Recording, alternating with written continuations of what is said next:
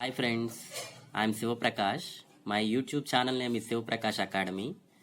మెయిన్గా ఈ ఛానల్ని నేను గ్రామ వార్డ్ సచివాలయం జాబ్ ఆస్పిరెంట్స్ కోసం క్రియేట్ చేశాను. సో ఆల్రెడీ గ్రామ వార్డ్ సచివాలయం recruitment second phase hall tickets release అయిపోయాయి. సో ఇంకా మనకి 10 డేసే ఉంది. సో ఈ ఛానల్ మెయిన్గా క్రియేట్ చేయడానికి రీజన్ ఏంటంటే తక్కువ టైంలో ఎగ్జామ్ క్వాలిఫై అవ్వడం కోసం ఈ ఛానల్ క్రియేట్ చేశాను. ఈ గ్రామ వార్డ్ సచివాలయం రిక్రూట్మెంట్ పోస్టుల్ని 3 కేటగిరీగా డివైడ్ చేశారు. Category 1, category 2 and category 3. So ఈ 3 కేటగిరీ పోస్టులకి సిలబస్ చూసుకుంటే ద టోటల్ సిలబస్ని 2 పార్ట్స్గా డివైడ్ చేశారు. Part A and part B. Under the category 1 panchayati secretary grade 5 syllabus చూసుకుంటే పార్ట్ ఏకి వచ్చేసరికి general studies and mental ability కలిపి 75 మార్క్స్ ఉన్నాయి. పార్ట్ బి వచ్చేసి history, economics, geography, politics etcetera ఈ కాన్సెప్ట్స్ అన్నీ కలిపి 75 మార్క్స్ ఉంది. టోటల్గా 150 మార్క్స్కి ఎగ్జామ్ ఉంటుంది. అలాగే మీకు తెలిసిందే నెగిటివ్ మార్కింగ్ అనేది ఉంది కాబట్టి సో అదేంటంటే 1/4 నెగిటివ్ మార్క్ ఉంది. అంటే 4 ఆన్సర్స్ కనుక మీరు రాంగ్ అయితే 1 మార్క్ మీకు కట్ అవుద్ది. So coming to the category 2 engineering assistant grade 2 and ward deputy secretary grade 2. So దీని కింద చూసుకుంటే ఆ సిలబస్ని మనం పార్ట్ ఏ కింద general studies and mental ability 50 మార్క్స్కే ఉందాం. అలాగే పార్ట్ బికి వచ్చేసరికి core subjects civil, mechanical engineering subjects మీద 100 మార్క్స్ ఉంది. టోటల్గా 150 మార్క్స్ క్వశ్చన్ పేపర్ ఉంటుంది. సో దీనిలో కూడా నెగిటివ్ మార్కింగ్ అనేది 1/4 నెగిటివ్ మార్కింగ్ ఉంది. సో 4 క్వశ్చన్స్ కనుక ఆన్సర్స్ రాంగ్ అయితే 1 మార్క్ కట్ అవుతుంది. అలాగే కేటగిరీ 3 కింద ఉన్న ward sanitation and environment secretary, ward welfare and development secretary, health secretary, village agriculture assistant. So ఇలా డిఫరెంట్ పోస్టులన్నిటికీ కూడా కామన్గా సిలబస్ని part A and part B కింద పార్ట్ ఏ 50 మార్క్స్కి, అలాగే subject part B respective subject కింద 100 మార్క్స్, టోటల్ 150 మార్క్స్గా డివైడ్ చేశారు. సో ఇవన్నీ ఎందుకు చెప్పానంటే ఇప్పుడు ఈ అన్ని పేపర్స్లోనూ మనం కామన్గా అబ్జర్వ్ చేసింది ఏంటంటే part A. So the part A అనేది మెయిన్గా మోస్ట్ ఆఫ్ ద పేపర్స్కి 50 మార్క్స్ అనేది ఉంది. సో ఈ పార్ట్ ఏలో సిలబస్ చూద్దాం. అన్ని పోస్టులకి కామన్గా పార్ట్ ఏలో general studies and mental ability తీసుకుంటే టోటల్గా 10 పాయింట్స్ ఇచ్చారు. సో ఆ 10 పాయింట్స్లో ఫస్ట్ది general mental ability and reasoning, సెకండ్ది quantitative aptitude including data interpretation. ఈ రెండింటి మీద కాన్సన్ట్రేషన్ చేస్తే అవుట్ ఆఫ్ 50కి 10 మార్క్స్ మీరు ఈజీగా చేతిలో పెట్టుకోవచ్చు. మిగతా 40 మార్క్స్ అనేవి మిగిలిన 8 కాన్సెప్ట్స్ నుండి వచ్చే ఛాన్స్ ఉంది. సో ఫస్ట్ 2 కాన్సెప్ట్స్ నేర్చుకుంటే 10 మార్క్స్ మీ చేతిలో ఉంటాయి. సో దానికోసమే మనం షార్ట్ పీరియడ్లో 10 మార్క్స్ మీ చేతిలో ఎలా పెట్టుకోవాలన్నది ఈ క్లాసుల్లో నేర్చుకుందాం. ఇప్పుడు మనం last year engineering assistant and ward deputy secretary category 2 కింద ఉన్న క్వశ్చన్ పేపర్ని రివ్యూ చేద్దాం. సో దానిలో పార్ట్ ఏ కింద తీసుకుంటే పార్ట్ ఏలో general mental ability and reasoning, అలాగే క్వాంటిటేటివ్ ఆప్టిట్యూడ్ నుండి ఎన్ని క్వశ్చన్స్ వచ్చినవి అన్నది వెరిఫై చేద్దాం. ఇక్కడ పార్ట్ ఏలో ఫస్ట్ క్వశ్చన్ చూస్తుంటే మనకి find out the odd Mann అన్న కాన్సెప్ట్ నుండి వచ్చినట్టుగా తెలుస్తుంది. సో అది నోట్ చేసుకుందాం. సెకండ్ని క్వశ్చన్ని అబ్జర్వ్ చేస్తే ఆ క్వశ్చన్ కోడింగ్ నుండి వచ్చినట్టుగా తెలుస్తుంది. So ticket. థర్డ్ది క్లాక్స్ నుండి వచ్చిన కాన్సెప్ట్ నుండి వచ్చిన క్వశ్చన్లా ఐడెంటిఫై చేయొచ్చు. ఫోర్త్ క్వశ్చన్ వచ్చేసరికి వెన్ డయాగ్రామ్స్ నుండి వచ్చింది. అండ్ ఫిఫ్త్ వన్ వచ్చేసి డయాగ్రామ్ సిరీస్, ఇది సిరీస్ నుండి వచ్చిన క్వశ్చన్. సో ఈ 5 క్వశ్చన్స్ని మనం అబ్జర్వ్ చేస్తే ఇవి రీజనింగ్ నుండి వచ్చిన క్వశ్చన్స్ అని మనకి అర్థమవుతుంది. సో నెక్స్ట్ క్వశ్చన్కి వెళదాం. నెక్స్ట్ క్వశ్చన్ 6th వెళ్ళేసరికి, సో దీనిలో LCM HCF మీద అడిగిన క్వశ్చన్ కాబట్టి this is the under quantitative aptitude మీద అడిగిన క్వశ్చన్. 7th క్వశ్చన్ వచ్చేసరికి యావరేజ్ మీద ఉంది. సో ఇది కాన్సెప్ట్, యావరేజ్ కాన్సెప్ట్ నుండి వచ్చిన క్వశ్చన్ ఇది. 3rd వచ్చేసరికి సెల్లింగ్ ప్రైజ్ని కనుక్కోమంటున్నాడు కాబట్టి ఇది ప్రాఫిట్ అండ్ లాస్ కాన్సెప్ట్ నుండి వచ్చిన క్వశ్చన్.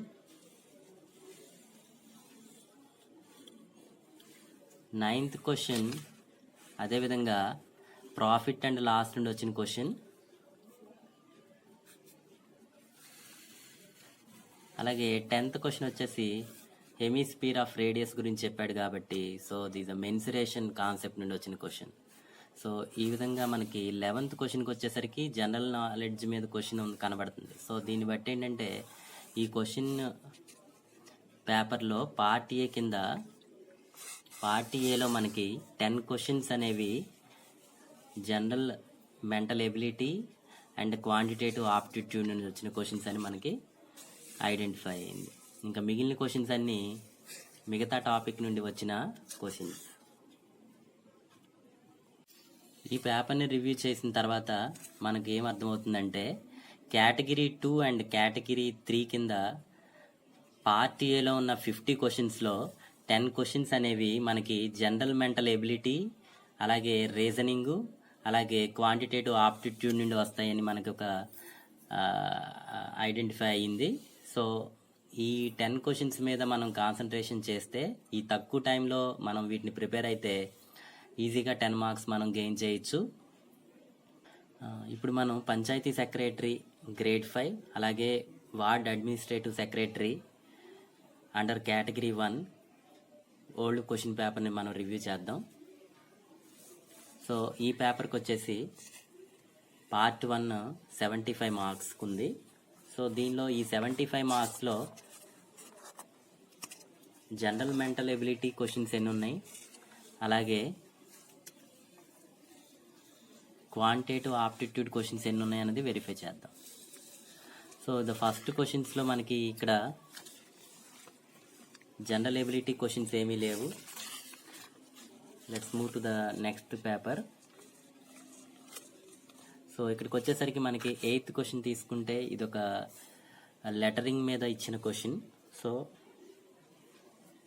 ఇది రీజనింగ్ కింద ఉంది. అలాగే 9th క్వశ్చన్ కూడా లెటరింగ్ మీద ఉంది. సో ఇది కూడా రీజనింగ్ నుండి వచ్చిన క్వశ్చనే. అలాగే కౌంటింగ్ ఆఫ్ ట్రయాంగిల్స్ ఆల్సో ఇది కూడా రీజనింగ్ నుండి వచ్చిన క్వశ్చనే. ఇక్కడికి మనకి 3 క్వశ్చన్స్ ఇచ్చాడు. అలాగే 11th క్వశ్చన్ ఒకటి, ఇది ఫ్రాక్షన్స్ మీద ఇచ్చిన క్వశ్చన్. అలాగే నెక్స్ట్ ట్రైన్స్ అంటే డిస్టెన్సెస్ మీద ఇచ్చాడు, టైమ్ అండ్ డిస్టెన్సెస్ మీద. అలాగే కాంపౌండ్ ఇంట్రెస్ట్ మీద క్వశ్చన్ ఇచ్చాడు. ఇక్కడికి మనకి టోటల్గా 6 క్వశ్చన్స్ అయినాయి.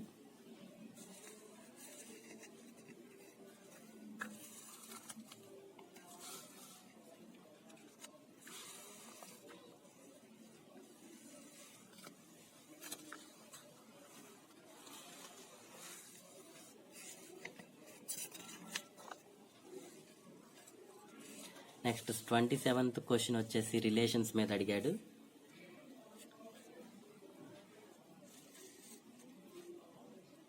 అలాగే కౌంటింగ్ నెంబర్స్ మీద అడిగాడు నెక్స్ట్ 28th క్వశ్చన్.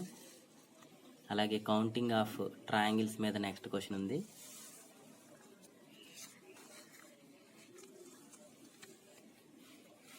అలాగే 31 క్వశ్చన్ కూడా నెంబర్ సిస్టమ్ మీద ఉంది.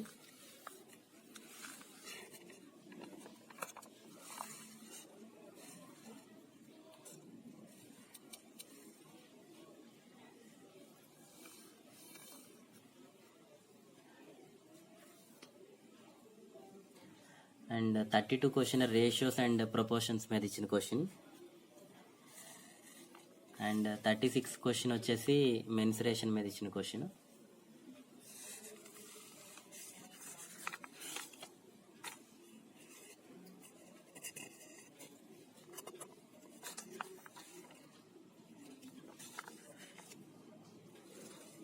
అలాగే 48 క్వశ్చన్ రీజనింగ్ కింద వస్తుంది. అలాగే 49 వచ్చేసి వెన్ డయాగ్రమ్స్ మీద ఉంది. 50 అనేది లెటరింగ్ మీద ఉంది. 52 question also when diagrams.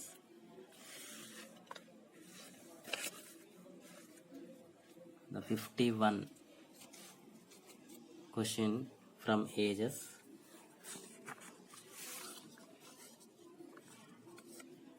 And 53 question from the percentages.